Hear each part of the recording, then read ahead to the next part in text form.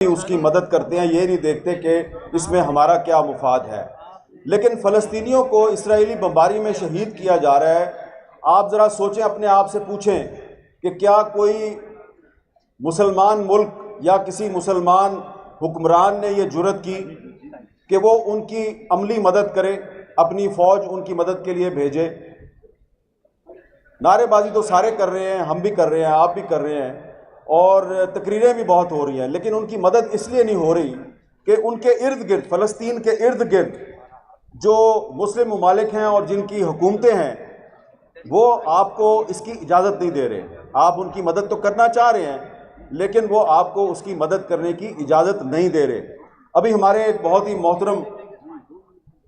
ساتھی نے یہاں پہ کہا کہ کم از کم غوری میزائل کا رخ ہی اسرائیل کی طرف کر دو۔ بھائی، آپ کو پتہ ہونا چاہیے کہ غوری میزائل کا رخ اسرائیل کی طرف کرنے کی کوشش کی تھی ایک آدمی نے، اس کا نام تھا ڈاکٹر عبدالقدیر خان، اور یہ جو بات میں آپ کو بتانے لگا ہوں یہ خود مجھے ڈاکٹر عبدالقدیر خان صاحب نے بتائی۔ میں نے ان سے پوچھا کہ یہ ڈاکٹر صاحب، یہ پرویز مشرف کے ساتھ کیا مسئلہ ہے آپ کا؟ آپ تو ہمارے قومی ہیرو ہیں۔ تو انہوں نے اس کو ایک بہت ناقابل بیان قسم کی گالی دی اور کہا کہ میں نے جب غوری میزائل کی رینج جو ہے وہ 5000 کلومیٹر کرنے کی کوشش شروع کی، اور پروجیکٹ کے لیے جب میں نے ان سے فنڈز مانگے تو انہوں نے کہا اچھا، اس کا مطلب ہے تم اسرائیل کو ٹارگٹ کرنا چاہتے ہو، تو ہمارا تو دشمن انڈیا ہے، تو یہ 1500 یا زیادہ سے زیادہ 2000 کلومیٹر سے آگے تم نہیں جا سکتے۔ تو حضور، بات تو کرنا بڑا آسان ہے کہ غوری میزائل کا رخ اسرائیل کی طرف کر دو، لیکن جس نے کرنے کی کوشش کی اس کو تو آپ نے عبرت کی مثال بنا دیا۔ یہ بات میں اس لیے کر رہا ہوں یہاں پہ کہ اس وقت بھی مولانا فضل الرحمان صاحب اور سراج الحق صاحب کو پتہ ہے کہ اس وقت بھی پاکستان میں وہ لوگ موجود ہیں کہ جو اوپر سے تو مذمت کر رہے ہیں اسرائیلی بمباری کی، لیکن اندر سے ان کا دل جو ہے وہ کہیں اور ہے۔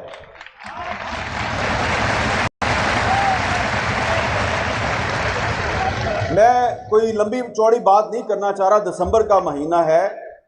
اور دسمبر کا مہینہ اس لیے امپورٹنٹ ہے کہ دسمبر 1931 میں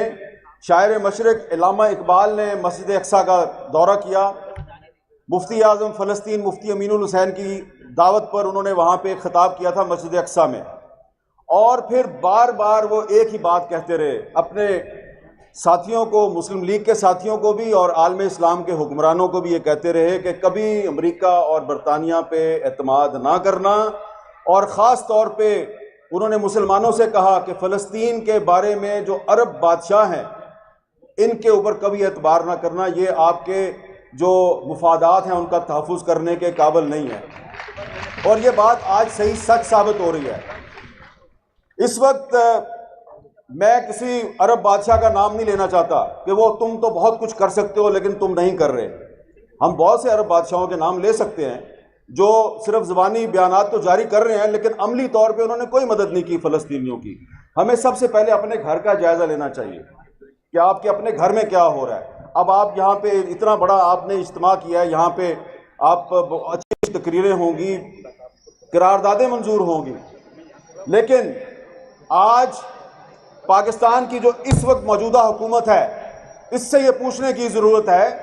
کہ آپ بار بار جو یہ کہتے ہیں کہ مسئلہ فلسطین کا حل 2 اسٹیٹ سلوشن ہے، 2 ریاستی فارمولہ، تو یہ پاکستان کی کون سی پارلیمنٹ نے یہ فیصلہ کیا؟ کہاں پہ یہ فیصلہ ہوا کہ 2 ریاستی سلوشن جو ہے وہ مسئلہ فلسطین کا حل ہے؟ اور کیا یہ ہمارے نگران وزیر اعظم صاحب جنہوں نے 2 اسٹیٹ سلوشن کی بات سب سے پہلے کی، مطلب پتہ ہے آپ کو 2 اسٹیٹ سلوشن کا مطلب کیا ہے؟ مطلب یہ ہے کہ 2 اسٹیٹ سلوشن کا مطلب یہ ہے کہ جی آپ اسرائیل کا جو وجود ہے اس کو تسلیم کر لیں اور اسرائیل کو بھی تسلیم کر لیں، اور یہ جو غزہ اور دریائے اردن کا جو مغربی کنارہ ہے اس طرف جو فلسطین ہے یہاں پہ ایک فلسطینی ریاست قائم کر دیں۔ تو یہ 2 اسٹیٹ سلوشن ہے۔ اب میں اس 2 اسٹیٹ سلوشن کو کیوں مسترد کرتا ہوں، میں اس کے کیوں خلاف ہوں؟ پہلی بات تو یہ ہے کہ پاکستان اسرائیل کو تسلیم نہیں کرتا، اور دوسری بات وہ یہ ہے کہ بانی پاکستان قائد اعظم محمد علی جناح نے 1948 میں جب اسرائیل کو تسلیم کیا گیا تو اس ٹو اسٹیٹ سلوشن کو انہوں نے مسترد کر دیا۔ ان کو جب یہ کہا گیا کہ آپ اسرائیل کو تسلیم کریں تو انہوں نے انکار کر دیا، اور قائد اعظم نے خط لکھا امریکی صدر ٹرومین کو، اور اس خط میں یہ کہا کہ اسرائیل ایک ناجائز ریاست ہے، آپ اس کی سپورٹ بند کر دیں۔ تو لہٰذا اگر آج پاکستان کی کوئی حکومت ٹو اسٹیٹ سلوشن کو سپورٹ کرتی ہے یا کہتی ہے کہ مسئلہ فلسطین کا حل ٹو اسٹیٹ سلوشن ہے، تو اس طرح وہ دراصل اسرائیل کو تسلیم کرنے کی بات کر رہی ہے، اور ہم اس کو تسلیم نہیں کرتے۔ ہم سمجھتے ہیں کہ اسرائیل دراصل فلسطین ہے، اور پورے کا پورا فلسطین آزاد ہونا چاہیے۔ اب کہا جائے گا کہ یہ تو آپ اقوام متحدہ کی جو قراردادیں ہیں اس کی خلاف ورزی کر رہے ہیں، تو اقوام متحدہ کی ایک قرارداد تو کشمیر کے بارے میں بھی ہے، تو پھر آپ کو جو کشمیر کے بارے میں قرارداد ہے اس کا بھی احترام کرنا چاہیے۔ آپ کشمیر پہ قرارداد کا احترام نہیں کرتے، ہم اسرائیل اور فلسطین پہ اقوام متحدہ کی قرارداد کا احترام نہیں کرتے، اور یہ ایک اعلان کرنا چاہ رہے ہیں۔ آپ کریں گے تو اس کا ٹھیک 2 بجے آپ نے اس میں 1 منٹ رہ گئے اعلان کر کے پھر جی میں اجازت لینے سے پہلے یہ ضرور بتانا چاہوں گا کہ یہ جو باتیں میں نے کی ہیں قائد اعظم کے حوالے سے، ہو سکتا ہے کہ کچھ لوگ جو ہیں وہ کہیں کہ یہ تو سنی سنائی بات ہے۔ یہ سنی سنائی بات میں نہیں کر رہا، یہ مولانا زاہد الراشدی صاحب کی کتاب ہے مسئلہ فلسطین پہ، اس میں یہ ساری باتیں موجود ہیں، اور یہ بھی اس میں ایک پورا چیپٹر ہے کہ جو ٹو اسٹیٹ سلوشن ہے یہ پاکستان کی پالیسی نہیں ہے۔ نگران وزیر اعظم ٹو اسٹیٹ سلوشن کو تسلیم کر سکتا ہے، ہم نہیں کرتے۔ اور ابھی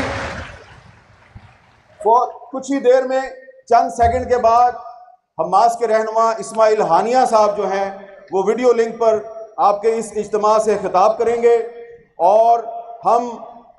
ان کو یقین دلاتے ہیں، تمام یہاں پہ جو موجود علماء کرام اور لیڈرشپ ہے، اور آپ کی طرف سے ہم ان کو یقین دلاتے ہیں کہ آپ ایک چٹان کی طرح اسرائیل کے سامنے کھڑے ہیں، اور ہم بھی آپ کے ساتھ کھڑے ہیں۔ اور اسماعیل ہانیہ صاحب جو ہیں وہ یقیناً بہت سے جو مسلم ممالک ہیں ان کی جو حکومتیں ہیں وہ ان کو پسند نہیں کرتی، لیکن تمام مسلم ممالک کے عوام جو ہیں وہ اسماعیل ہانیہ کو اپنا ہیرو سمجھتے ہیں، اور ہم آپ کے ساتھ ہیں۔ ہماری حکومتیں آپ کے ساتھ ہو نہ ہو، لیکن